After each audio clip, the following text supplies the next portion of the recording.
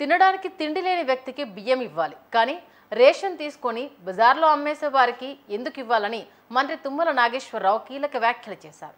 అవసరం లేని వారికి కూడా ఉచితాలు ఇవ్వడం అర్థవంతమైన విధానం కాదని అన్నారు.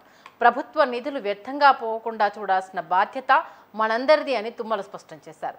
తెలంగాణ రాష్ట్రంలో కేవలం 1,10,00,000 కుటుంబాలున్నాయని, కానీ రేషన్ కార్డుల సంఖ్య మాత్రం 1,25,00,000 ఉన్నాయని అన్నారు. అంటే ఇతర రాష్ట్రాల వారు కూడా ఇక్కడ కార్డులు పొందుతున్నారన్న అనుమానం రాకమానదని చెప్పారు. నిజంగా అర్హులు ఎంతమందో గుర్తించాలని, ప్రతి ఒక్కరికి ఉచితంగా ఇవ్వడం వల్ల నష్టమే తప్ప లాభం లేదని చెప్పారు మంత్రి తుమ్మల.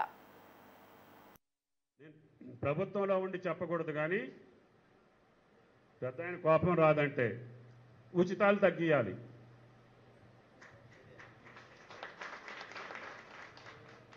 ఆ ఉచితం ఎవరికి ఉండాలంటే అర్హుడికి ఉండాలి, అర్హుడికి ఉండాలి, నిరుపేదకు ఉండాలి. తినటానికి తిండి లేనివాడికి బియ్యం ఇవ్వాలి, అమ్ముకున్నోడికి ఇస్తారా మీరు? ఎన్టీ రామారావు 3 రూపాయలు ఉన్నప్పుడు 2 రూపాయలకి ఇస్తే దేవుడు అన్నారు. ఇప్పుడు 60 రూపాయలు ఇస్తే కూడా ఉచితంగా ఇస్తారా మీరు?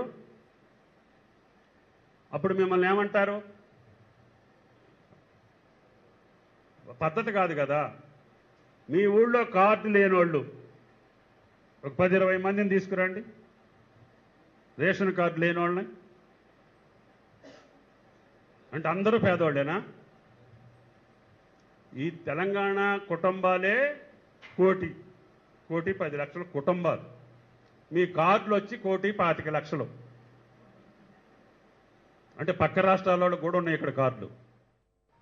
నేను ప్రభుత్వంలో ఉండి చెప్పకూడదు, కానీ పెద్ద ఆయన కోపం రాదంటే